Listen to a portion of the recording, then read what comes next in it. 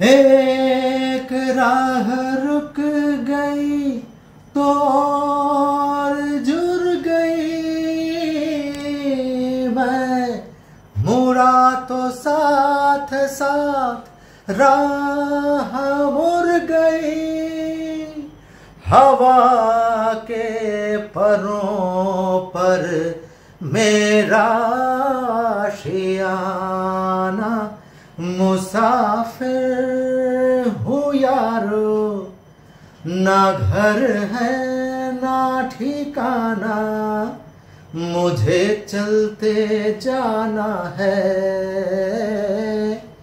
बस चलते जाना।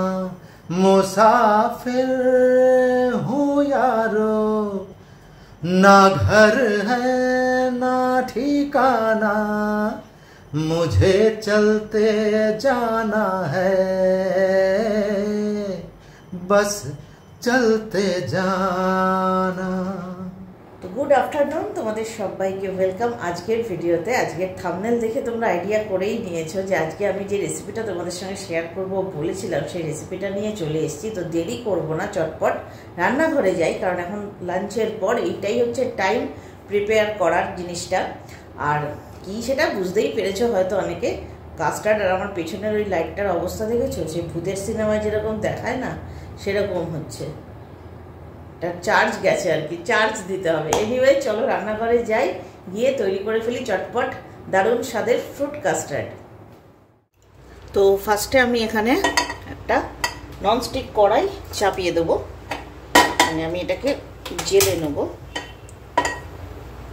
আর এবারে যেটা করব, দুধ আমি কাপের হিসাবে ঢেলে নেব। জাল দেওয়া দুধ আছে এখানে কাপের হিসাবে, এখানে 1 কাপ দুধ,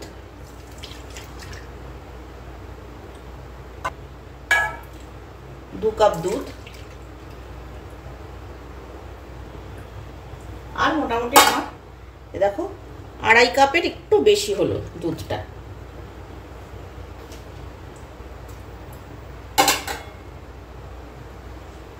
এবারে আমি যে বাটিটায় দুধ রেখেছিলাম সেই বাটিটার মধ্যে এই কাপের 1/2 কাপ জল দিয়ে আমি ওটা নিয়ে নেব।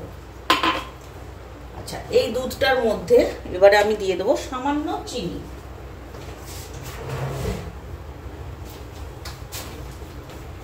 এখানে আমি চিনি দিয়ে দিলাম 1 চামচ মতো, কারণ আমি ইনগ্রেডিয়েন্ট তোমাদের দেখাইনি এখনো, এইবারে দেখাচ্ছি।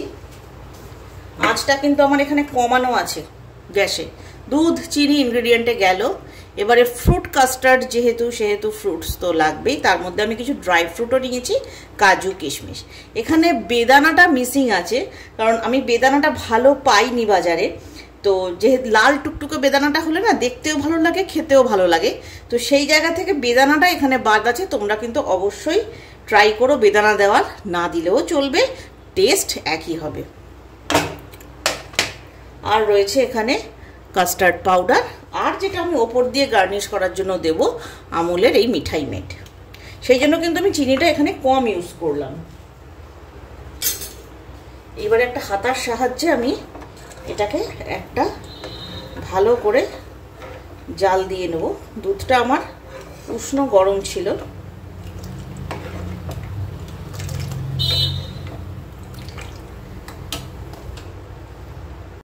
তো এখানে দেখো এই যে কাপটা রয়েছে আমার, আমি আরেকটু আলো দেখাই, মানে আলো দিয়ে দেখাচ্ছি। এই কাপটাতে আমি দুধের যে জলটা ছিল সেই জলের মধ্যে এবার এই কাপটার মধ্যে শুকনো চামচের সাহায্যে এই যে কাস্টার্ড যে পাউডারটা রয়েছে এটা আমি একটু গুলে নেবো আগে।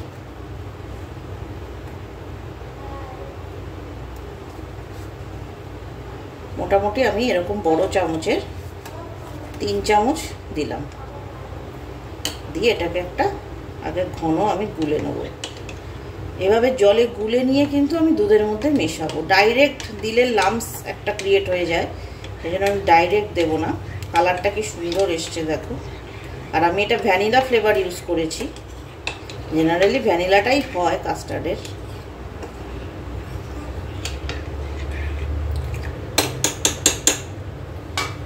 তো এইবারে আস্তে আস্তে এটাকে আমি দুধের মধ্যে দিয়ে মিশিয়ে নেব। একটু দুধটা কিন্তু ঘন করে আমাকে জাল দিতে হবে।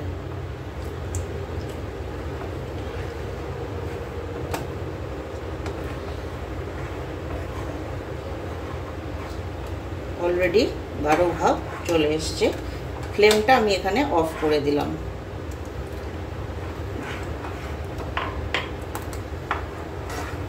দেখো অলরেডি গাঢ় ভাব হয়ে গেছে, কারণ দুধটা আমার একদম ফুটন্ত দুধ ছিল।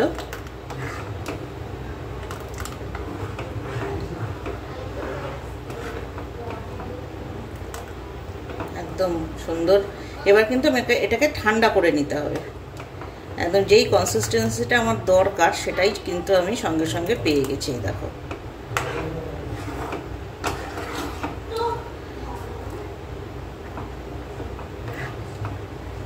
একদম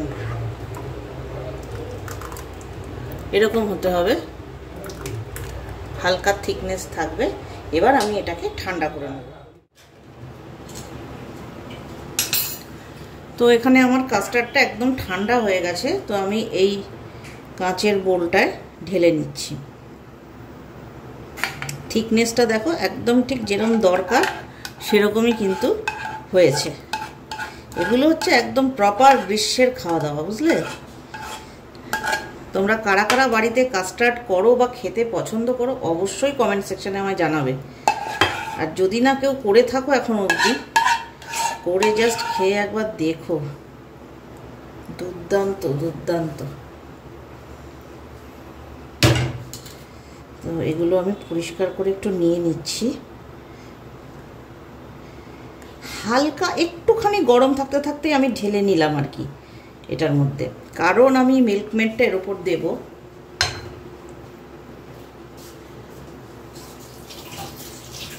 একেবারে আমি ঠান্ডা করার জন্য ফ্রিজে দেব। মেন ঠান্ডাটা তো ফ্রিজেই হবে। তো এখানে এই মিল্কমেডটা আমি ওপেন করে একটুখানি দিয়ে দেবো। এটা দিলে আরও একটা ক্রিমি এফেক্ট হবে কাস্টার্ডের মধ্যে, দেখতে তো অবশ্যই ভালো লাগবে।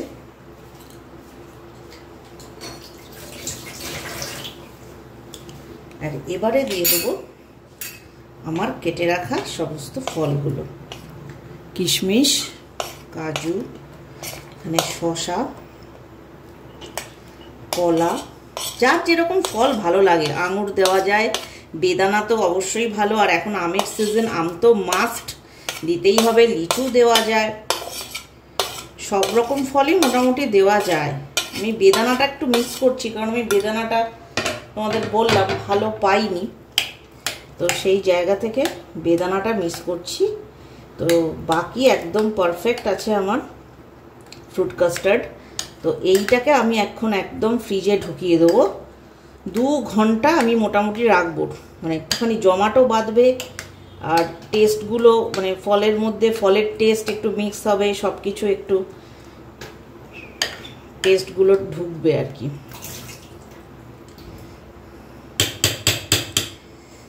তো এই যে আরেকটু গার্নিশ করে দিচ্ছি ওপর থেকে।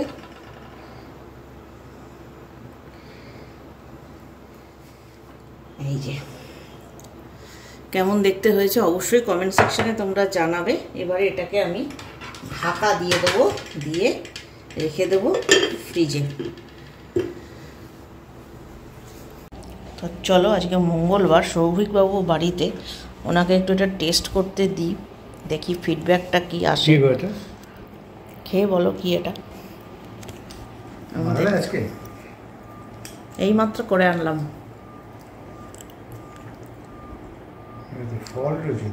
তুমি খাও, খেয়ে বলো খেতে কেমন।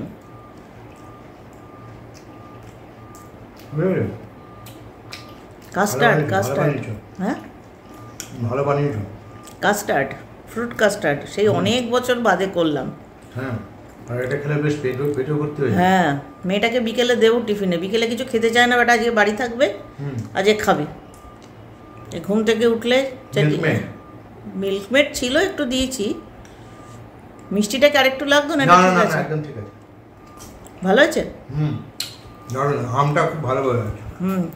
বাদ বাকি ফল একটু বেদানা পেলে ভালো হতো, বেদানাটা ঠিক জুৎসই হলো না। এনিওয়ে বাকি ফল, হ্যাঁ শশা দিয়েছি, কাজু কিশমিশ সবই দেওয়া আছে। আজকের এই রেসিপিটা তোমাদের কেমন লাগলো সেটা কিন্তু তোমাদের অবশ্যই জানাতে হবে কমেন্ট সেকশনে। আর তোমরা কারা কারা কাস্টার্ড খেতে ভালোবাসো তারা কিন্তু অবশ্যই কমেন্ট করো। আর এই কাস্টার্ড পাউডার দিয়েই কিন্তু তৈরি করে ফেলা যায় এরকম সুন্দর স্বাদের আইসক্রিমও, তো সেটাও একদিন হয়ে যাবে। তো চলো এই ভিডিওটা এই অবধিই রাখছি, নেক্সট ভিডিও নিয়ে তোমাদের সঙ্গে আবারও দেখা হবে। সবাই খুব ভালো থেকো, সুস্থ থেকো।